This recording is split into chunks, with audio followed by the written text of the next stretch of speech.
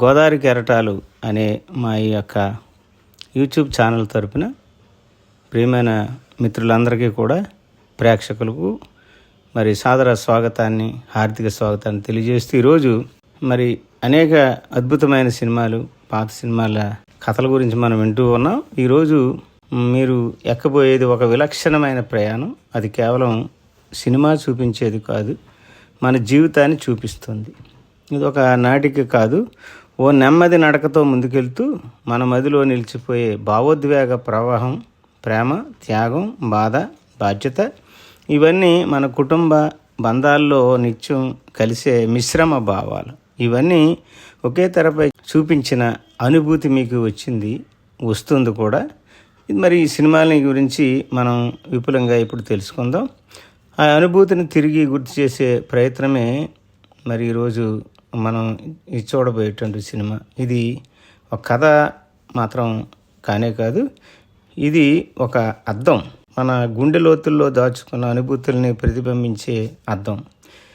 మౌనంగా మాట్లాడే ప్రేమను, నిరాశలోనూ నిలబెట్టే ఆత్మవిశ్వాసాన్ని, ఆశల్ని కలగలిపిన త్యాగాల కథను చూసి మన మనసు తడుస్తుంది. మన చుట్టూ ఉండే వ్యక్తుల మధ్య సంబంధాలు వెన్నెముక అయిన మానవీయతను ఈ సినిమా మనకు సుస్పష్టంగా గుర్తు చేస్తూ ఉంటుంది. ఈ చిత్రం మరి చివరిదాకా చూసిన తర్వాత మీలోని మానవత్వం కొంచెం ఎక్కువ అవుతుంది. కన్నీరు పుట్టించేటువంటి అనేక సందర్భాలు మీ గుండెని తడుస్తాయి. ఒక జీవితాన్ని చూడగలిగినటువంటి దృక్పథం మీలోనూ మెరుస్తుంది. ఒక సృజనాత్మక శిఖరం, ఒక హృదయ స్పర్శి ప్రయాణం, ఒక మధుర సంస్మరణ. ఇదే వెలుగు నీడలు అనేటువంటి ఒక అద్భుతమైన సినిమా. అప్రియమైనటువంటి మిత్రులారా, మీ ముందుకు ఈ యొక్క వెలుగు నీడలు అనేటువంటి ఒక అద్భుతమైనటువంటి సినిమాని మీ ముందుకు తీసుకొస్తూ ఉన్నాం. ఒక కాలాన్ని తలపించే సినిమా రత్నం, ఒక కుటుంబ కథా చిత్రాన్ని కాదు, మన జీవితపు వెలుగుల్ని, నీడల్ని అద్దంలా చూపించిన సాంఘిక నాటిక. ఇదొక కళాత్మక ప్రతిబింబం. మన సంస్కృతిని, మన విలువలు, మన బంధాలు, మన బాధల ప్రతిరూపం. ఈరోజు మనం ప్రయాణించబోయే సినిమా పేరు వెలుగు నీడలు. ఇది 1961లో విడుదలై ప్రేక్షకుల హృదయాల్లో చిరస్థాయిగా నిలిచిన ఒక సాంఘిక భావోద్వేగ కథ. ఇది కేవలం ఒక కథ కాదు, ఒక మానవీయ సందేశం, ఓ తల్లిదండ్రుల ఆశ, ఓ అనాథ బాలిక అభివృద్ధి, ఓ ప్రేమికుడి త్యాగం, ఓ వైద్యుడి మానవత్వం. ఇలా అనేక కోణాల్లో మనల్ని ఆలోచింపచేసే చిత్రం. ఈ సినిమా చూసిన ప్రతి ఒక్కరూ తమ జీవితంలోని ఎవరో ఒకరిని ఇందులో కనుగొంటారు. ఇది తల్లి ప్రేమ, తండ్రి త్యాగమా, చెల్లెలి బాధ, లేక మౌనంగా పాడే ప్రేమ గీతమా? మీరే నిర్ణయించుకోవాలి. సినిమా పరిచయం వెలుగు నీడలు. ఇది 1961లో విడుదలైన విలువల అద్దం, భావోద్వేగాల ప్రతిధ్వని. వెలుగు నీడలు 1961 జనవరిలో విడుదలైన ఈ అద్భుత చిత్రం తెలుగు సినిమా చరిత్రలో సాంఘిక నాటకాలలో ఒక చిరస్థాయిగా నిలిచిపోయింది. ఇది ఒక కుటుంబం మధ్య ఏర్పడే భావోద్వేగాల మెలకువ, ప్రేమ, బాధ్యత, వివక్ష, త్యాగం, బాధ అనే రంగులతో రంగరించబడిన చిత్రకళ. ఈ చిత్రానికి రూపం ఇచ్చిన వారు తెలుగు సినిమా వైభవాన్ని మలిచిన శ్రీ ఆదుర్తి సుబ్బారావు గారు.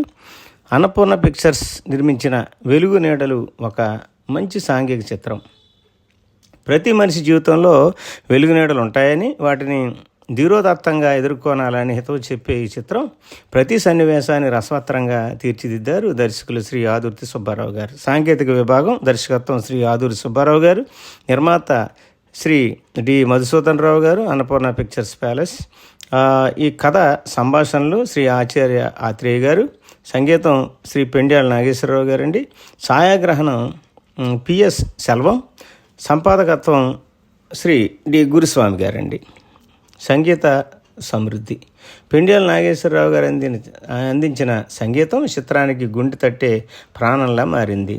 ఆయన సంగీతంలో కేవలం రాగాల పరంపర మాత్రమే కాదు, భావాల పరంపర కూడా ఉప్పొంగుతుంది. వెలుగు నీడల సినిమా అంతా ఒక భావోద్వేగ ప్రవాహం అయితే దానికి నడిపే నది ఈ సంగీతమే.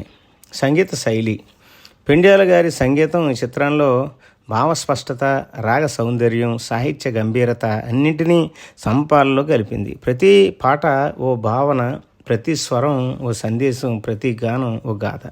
ఈ సినిమాకు రచనలు అందించిన మహానుభావులు శ్రీశ్రీ గారు, ఆత్రేయ గారు, సముద్రాల రామానుజు శాస్త్రి వంటి వారే కాకుండా మరి సినిమాల్లో పాటలు కేవలం వినోదానికి పరిమితం కాకుండా జీవితం పట్ల గంభీరమైన విలువలను పాఠాలుగా చెప్పారు.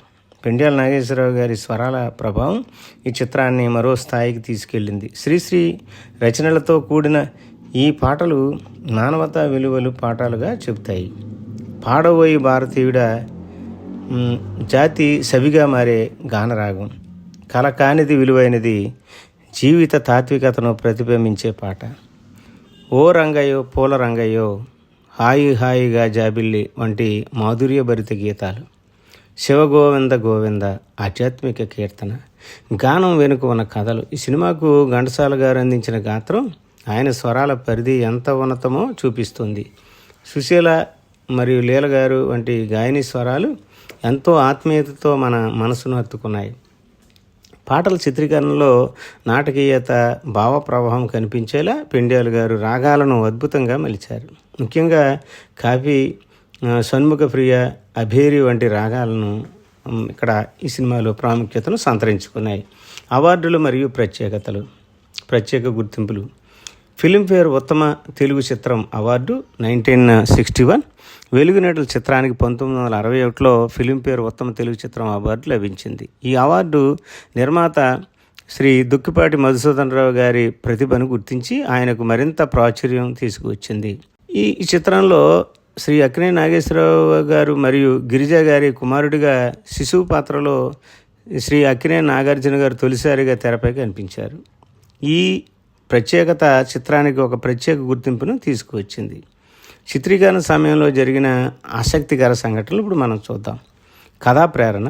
నిర్మాత శ్రీ దుక్కిపాటి మధుసూదనరావు గారు తనకు తెలిసిన ఒక కుటుంబంలో జరిగిన సంఘటనలను ఆధారంగా తీసుకుని కథను రూపొందించారు. ఒక దంపతులు పిల్లలు లేని సమయంలో ఒక అమ్మాయిని దత్తత తీసుకుంటారు. తర్వాత వారికి సొంత సంతానం కలిగిన తర్వాత దత్తత తీసుకున్న అమ్మాయిపై వివక్ష చూపడం ప్రారంభిస్తారు. ఈ కథను ఆధారంగా తీసుకొని దర్శకుడు శ్రీ ఆదుర్తి సుబ్బారావు గారు, సహాయ దర్శకుడు కాశీనాథుని విశ్వనాథ్ గారి సహకారంతో ఒక గాఢమైన కథను రూపొందించారు. సంభాషణల రచయిత శ్రీ ఆచార్య ఆత్రేయ గారు చిత్రానికి సంభాషణలు రాయడానికి సహాయ దర్శకుడు కేవి రావు గారితో కలిసి కేరళలోని పిచి డ్యామ్ వద్ద ఒక నెలపాటు గడిపారు. అక్కడే చిత్రానికి సంభాషణలు రచించారు. పాటల చిత్రీకరణ. చల్లని వెన్నెల సోనాలు పాటను చిత్రీకరించడానికి సంగీత దర్శకుడు పెండ్యాల నాగేశ్వరరావు గారు, బెంగాలీ సంగీత దర్శకుడు సుధీర్ దాస్ గుప్తా గారి 1956లో విడుదలైన కాజల్ కాజల్ కుమ్ కుమ్ సయ్యూలి జరే జరే జుమ్ జుమ్ అనే పాటను ఆధారంగా తీసుకున్నారు. ఈ పాటను సావిత్రి గారు మరియు గిరిజ గారితో కలిసి శిశువు పాత్రలో ఉన్న అక్కినేని నాగార్జున గారిపై చిత్రీకరించారు. 100 రోజుల వేడుక. ఈ చిత్రం విజయవాడ, విశాఖపట్నం, రాజమండ్రి వంటి నగరాల్లో 100 రోజుల వేడుకలు జరుపుకుంది. విజయవాడ నుండి విశాఖపట్నం వెళ్ళే ఎక్స్ప్రెస్ ట్రైన్ మిస్ అయిన కారణంగా శ్రీ అక్కినేని నాగేశ్వరరావు గారు, సావిత్రి గారు మరియు ఇతర నటీనటులు, సాంకేతిక నిపుణులు సాధారణ ప్రయాణికుల తరహాలో ప్యాసింజర్ ట్రైన్లో ప్రయాణించి విశాఖపట్నం వేడుకలకు హాజరయ్యారు. ఇతర విశేషాలు. తమిళ వెర్షన్. ఈ చిత్రం తమిళంలో తూయ ఉల్లం అనే పేరుతో డబ్ చేయబడింది. ఈ వెర్షన్లో రేలంగ్ గారి పాత్రను తమిళ నటుడు తంగవేలు పోషించారు. అయితే ఈ తమిళ వెర్షన్ పెద్దగా విజయాన్ని సాధించలేదు. పాటల ప్రభావం. కవి శ్రీశ్రీ గారు రచించిన కలకానిది విలువైనది పాట ఒక వ్యక్తి ఆత్మహత్య చేసుకోవాలని భావించిన సమయంలో ఆ పాటను విని తన ఆలోచనను మార్చుకున్నాడని శ్రీశ్రీ గారికి లేఖ రాశాడు. ఈ సంఘటన ఈ పాటల ప్రభావాన్ని సూచిస్తుంది. ప్రధాన పాత్రలు మరియు నటీనటులు. చంద్రం శ్రీ అక్కినేని నాగేశ్వరరావు గారు. చంద్రం చైన్ స్మోకర్ మరియు ట్యూబర్క్యులోసిస్ బారిన పడతాడు. అతను సుగునితో ప్రేమలో పడతాడు. కానీ తన అనారోగ్యాన్ని దృష్టిలో ఉంచుకొని ఆమెను డాక్టర్ రఘునాథ్ను వివాహం చేసుకోవాలని ప్రోత్సహిస్తాడు. తరువాత అతను ఆరోగ్యంగా మారి వెంకటరామయ్య గారి ముగ్ధురాలైన ఎంతో ఆప్యాయంగా పెంచుకున్న శ్రీ వరలక్ష్మిని వివాహం చేసుకుంటాడు. సుగుణ అంటే సావిత్రి గారండి. సుగుణ వెంకటరామయ్య మరియు కనకదుర్గమ్మ దత్తత తీసుకుంటారు. తరువాత ఆమెను ఇంటి నుండి పంపిస్తారు. వెంగళప్ప మరియు అతని భార్య సంతమ్మ ఆమెను పెంచుతారు. ఆమె ఎంబీబీఎస్ చదువుతుంది మరియు చంద్రంతో ప్రేమలో పడుతుంది. చంద్రం సూచన మేరకు ఆమె డాక్టర్ రఘునాథ్ని వివాహం చేసుకుంటుంది. డాక్టర్ రఘునాథ్ అంటే జగ్గయ్య గారండి. సుభద్రమ్మ యొక్క సోదరుడు లండన్ నుండి తిరిగి వచ్చిన డాక్టర్ సుగుణను వివాహం చేసుకుంటాడు. కానీ చంద్రాన్ని తీసుకోవడానికి వెళ్తున్నప్పుడు రోడ్డు ప్రమాదంలో మరణిస్తాడు. వరలక్ష్మి అంటే గిరిజ గారు చంద్రంతో వివాహం చేసుకుంటుంది. కనకదుర్గమ్మ ఆమెకు సుగుణ మరియు చంద్రం మధ్య అనుమానాలు కలిగిస్తుంది. కానీ చివరికి సుగుణ ఆమెను రక్షిస్తుంది. రావు బహదూర్ వెంకటరామయ్య, ఎస్వి రంగారావు గారు. ఈయన ప్రింటింగ్ ప్రెస్ మరియు మ్యాగజైన్ యజమాని. సుగుణను దత్తత తీసుకుంటాడు. కానీ ఆమెకు కుమార్తె కలిగిన తర్వాత ఆమెను ఇంటి నుండి పంపిస్తాడు. కనకదుర్గమ్మ అంటే సూర్యకాంతం గారు వెంకటరామయ్య భార్య. సుగుణను దత్తత తీసుకుంటుంది. కానీ ఆమెకు కుమార్తె కలిగిన తర్వాత ఆమెపై ప్రేమ తగ్గుతుంది మరియు ఆమెను ఇంటి నుండి పంపించి వేస్తుంది. వెంగళప్ప అంటే రేలంగి గారు వెంకటరామయ్య గారి ప్రింటింగ్ ప్రెస్లో పనిచేసే ఉద్యోగి. తన భార్య సంతమ్మతో కలిసి సుగుణను పెంచుతాడు. సంతమ్మ అంటే టీజీ కమలాదేవి గారు వెంగళప్ప భార్య. సుగుణను ప్రేమతో పెంచుతుంది. సుభద్రమ్మ అంటే సంధ్య సుగుణ చూసనిచ్చే విద్యార్థి తల్లి. డాక్టర్ రఘునాథ్ గారి సోదరి. ప్రత్యేక పాత్రలు రాజచులోచన, పాడబోయే భారతీయుడి పాటలో ప్రత్యేక ప్రదర్శన. ఈవి సరోజ గారు సరిగంచు చీరగట్టి పాటలో ప్రత్యేక ప్రదర్శన చేశారు. శిశువు పాత్రలో ఈ చిత్రంలో డాక్టర్ అక్కినే నాగేశ్వరరావు గారి మరి అబ్బాయి శ్రీ అక్కినే నాగార్జున గారు ఈ యొక్క శిశువు పాత్రలో నటించారు మరియు గిరిజ గారి కుమారుడిగా మరి నటించడం జరిగింది. కథాంశం: రావు బహదూర్ అంటే వెంకటరామయ్య గారు గతంలో ధనవంతుడు, కానీ ప్రస్తుతం కేవలం పత్రికా ప్రకటనలు చేస్తాడు. అతను తన విరాగో భార్య కనకదుర్గతో నివసిస్తూ ఉంటాడు మరియు ఆ జంట అనాథ సుగుణను దత్తత తీసుకుంటారు. తరువాత వారికి వరలక్ష్మి అంటే వరం అనే ఆడపిల్ల జన్మిస్తుంది. దీని ఫలితంగా కనకదుర్గ సుగుణను బాధ పెడుతుంది. అందువల్ల కలత చెందిన వెంకటరామయ్య సుగుణను తన శిష్యుడు వెంగళప్పకు అప్పగించాడు. సంవత్సరాలు గడిచిపోతాయి మరియు సుగుణ తన ప్రయత్నాలతో వైద్య వృత్తికి వెదుగుతుంది. కనకదుర్గమ్మ తనపై కోపంగా ఉన్నప్పటికీ వరం సుగుణపై ప్రేమను వ్యక్తపరుస్తుంది. చంద్రం ఒక స్వార్థపరుడైన వెంగళప్ప మేనన్నుడు. సుగుణ సహోద్యోగి మరియు ఇద్దరూ ప్రేమలో పడతారు.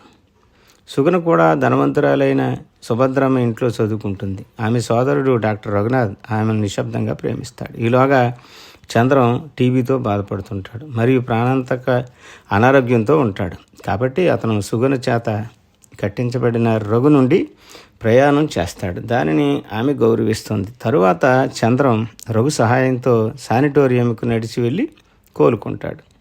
రఘు అండ్ సుగుణ పేదలకు సేవ చేస్తూ ఆదర్శవంతమైన యుద్ధ జీవితాన్ని ప్రారంభిస్తారు.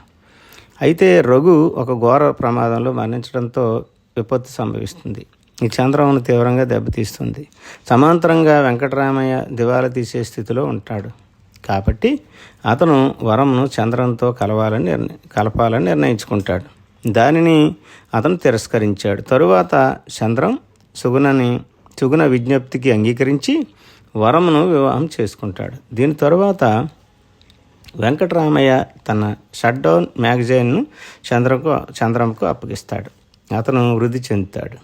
సమయం గడిచిపోతుంది మరియు ఆ జంట సుగుణ ఆకర్షణలో పెరిగే ఒక అబ్బాయి రఘుతో ఆనందంగా ఉంటుంది. ఇప్పుడు కనకదుర్గ బహదూర్ వ్యాపారం అధిక సంపాదనతో వృద్ధి చెందుతుంది. వెంకటరామయ్య దానిని తిరస్కరించడంతో చంద్రం బయటకు వెళ్ళిపోవడం మరియు అతని సంరక్షణలో పెద్ద పోరాటం జరుగుతుంది. చంద్రమును కాపాడుకుంటూ వరం తీవ్రంగా గాయపడినప్పుడు సుగుణ మరియు వరం ముందుకు సాగుతారు. దీంతో వెంకటరామయ్య సుగుణ మాటలను గుర్తించుకుని పశ్చాత్తాపడతాడు. చివరికి సుగుణ వరాన్ని కాపాడుతుంది. ఆమె పశ్చాత్తాపడేలా చేస్తుంది మరియు కనకదుర్గ కూడా సంస్కరించబడుతుంది. చివరికి సినిమా కుటుంబం యొక్క ఐక్యతతో సంతోషంగా ముగుస్తుంది. ఇతర విశేషాలు: పాడబోయే భారతీయుడ నృత్య గీతంలో రాజసులోచన అతిథిగా పాల్గొన్నారు. కల కానిది నిజమైనది రేడియో స్టేషన్లో పాట రికార్డింగ్ సందర్భంగా ఆర్కెస్ట్రా కండక్టర్గా శ్రీ పెండ్యాల నాగేశ్వరరావు గారు కనిపిస్తారు. వెలుగు నీడల చిత్రాన్ని తమిళంలో తూయా వల్లం పేరుతో ఏకకాలంలో చిత్రీకరించారు. రేలంగి స్థానంలో కేఏ తాంగవేలు నటించారు. చెన్నైలోని శాంతి థియేటర్లో ప్రదర్శించబడిన మొదటి చిత్రం తూయా వల్లం. ఈ చిత్రానికి సివి శ్రీధర్ సంభాషణలు రాశారు. తరువాత ప్రముఖ దర్శకుడైన కెఎస్ గోపాలకృష్ణన్ తారాగణానికి సంభాషణలు చెప్పడం నేర్పించారు. 1961లో విడుదలైన తెలుగు చిత్రం వెలుగు నీడలు అనే భావోద్వేగాలతో సాంఘిక అంశాలతో నిండి ప్రేక్షకుల హృదయాలని తాకిన చిత్రం. చిత్రంలో కొన్ని ముఖ్యమైన సన్నివేశాలు, పాత్రల మధ్య సంభాషణలు మరియు వాటి భావార్థాలను పరిశీలిద్దాం. చంద్రం తన అనారోగ్యాన్ని సుగుణకు తెలియజేసే సన్నివేశం. పాత్రలు చంద్రం అనగా శ్రీ అక్కినేని నాగేశ్వరరావు గారు, సుగుణ అంటే సావిత్రి గారు. సన్నివేశం చంద్రం తనకు క్షయవ్యాధి అంటే ట్యూబర్కులోసిస్ ఉందని తెలుసుకుని సుగుణతో తన ప్రేమను త్యాగం చేయాలని నిర్ణయిస్తాడు. సంభాషణ చంద్రం: సుగుణ, నా జీవితం నీకు భారంగా మారకూడదు. నీవు డాక్టర్ రఘునాథ్ని వివాహం చేసుకోవాలి. సుగుణ అంటుంది: చంద్రం, నీ ప్రేమ నాకు ప్రాణం. నీతోనే నా జీవితం గడపాలని కోరుకుంటున్నాను. ఈ భావార్థం, ఈ సన్నివేశం చంద్రం త్యాగాన్ని, సుగుణ ప్రేమను ప్రతిబింబిస్తుంది. ప్రేమలో త్యాగం ఎంత గొప్పదో ఈ సన్నివేశం ద్వారా తెలియజేస్తున్నారు. సుగుణ డాక్టర్ రఘునాథ్ని వివాహం చేసుకుని నిర్ణయం. పాత్రలు సుగుణ, డాక్టర్ రఘునాథ్, జగ్గయ్య గారు. సన్నివేశం చంద్రం చూసిన మేరకు సుగుణ డాక్టర్ రఘునాథ్ని వివాహం చేసుకోవాలని నిర్ణయించుకుంటుంది. సంభాషణ సుగుణ: డాక్టర్ గారు, నేను మీతో జీవితాన్ని గడపాలని నిర్ణయించుకున్నాను. రఘునాథ్ అంటారు: సుగుణ, నీ నిర్ణయం నాకు ఆనందాన్ని కలిగించింది. మనం కలిసి సేవా మార్గంలో ముందుకు సాగుదాం.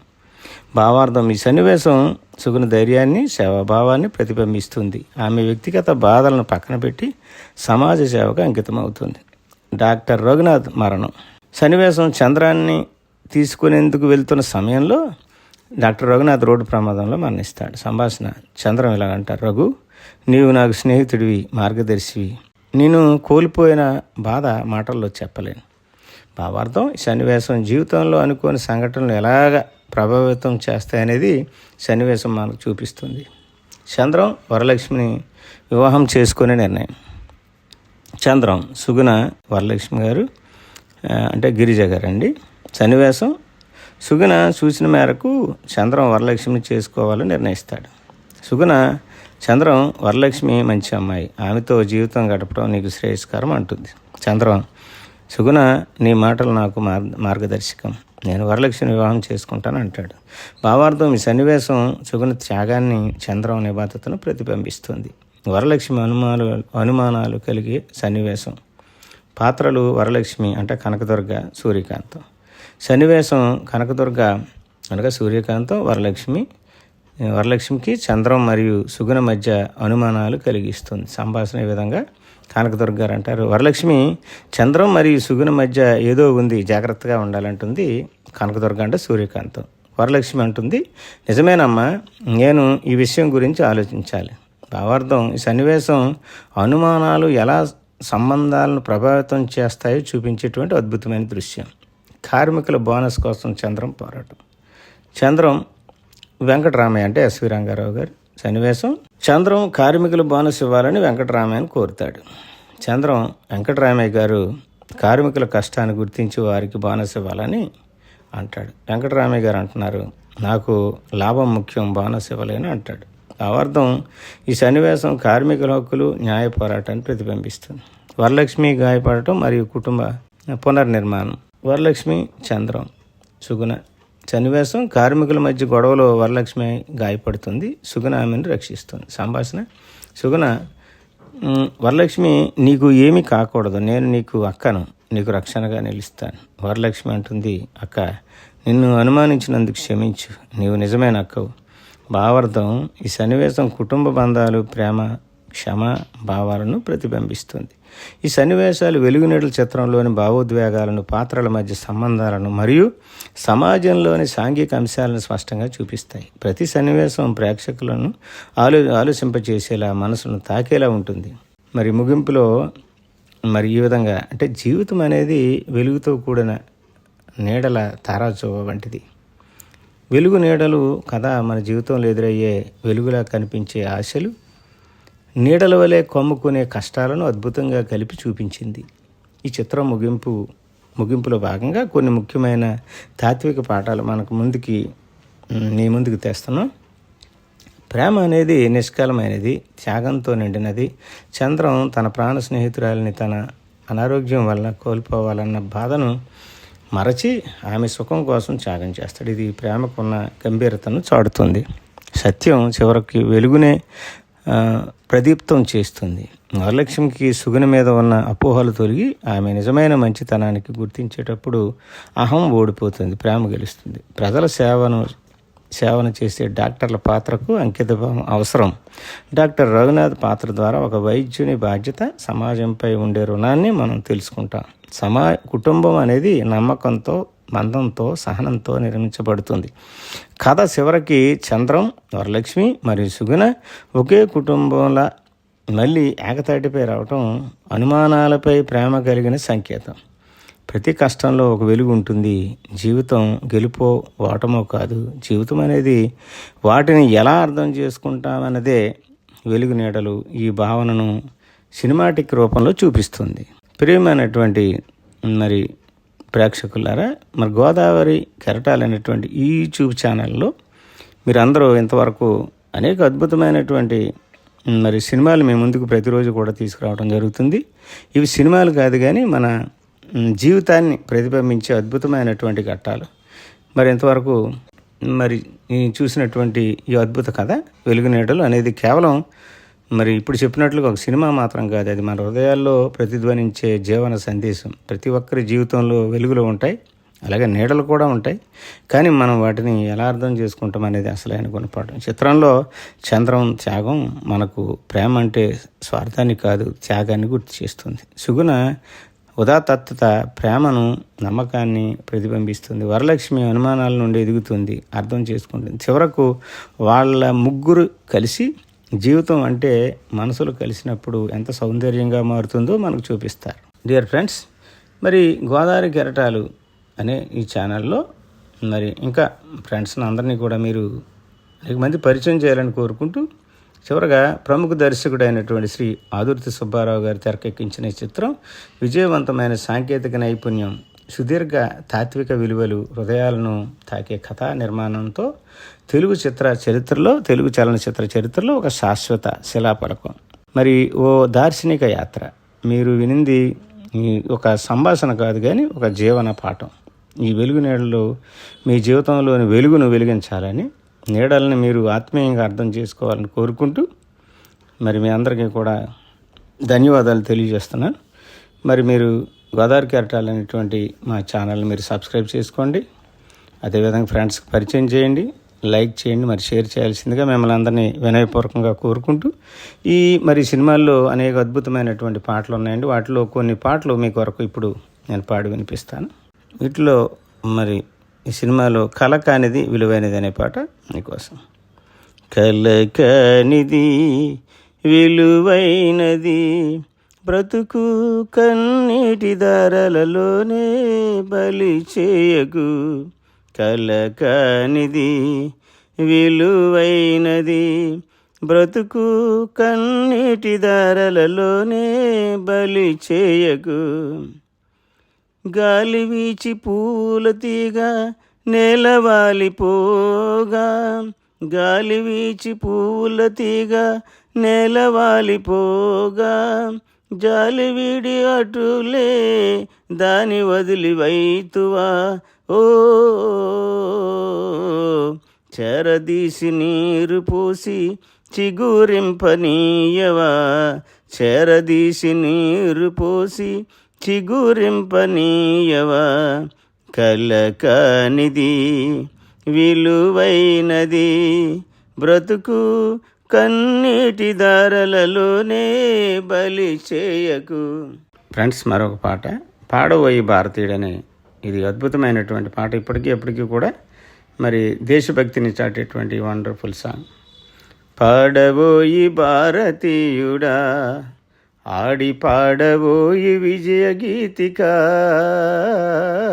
పాడవోయి భారతీయుడా, ఆడి పాడవోయి విజయ గీతిక, పాడవోయి భారతీయుడా. నేడే స్వాతంత్ర దినం వీరుల త్యాగఫలం, నేడే స్వాతంత్ర దినం వీరుల త్యాగఫలం, నేడే నవోదయం నీదే ఆనందం, నేడే నవోదయం నీదే ఆనందం. పాడవోయి భారతీయుడా, ఆడి పాడవోయి విజయ గీతిక, పాడవోయి భారతీయుడా. స్వాతంత్రం వచ్చెనని సభలే చేసి సంబరపడగానే సరిపోదోయి, స్వాతంత్రం వచ్చెనని సభలే చేసి సంబరపడిబానే సరిపోదోయి. సాధించిన వానికి సంతృప్తి పొంది అదే విజయం అనుకుంటే పొరపాటోయి.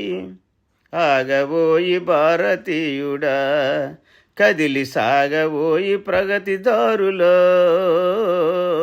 ఆగబోయి భారతీయుడా, కదిలి సాగబోయి ప్రగతిదారులా,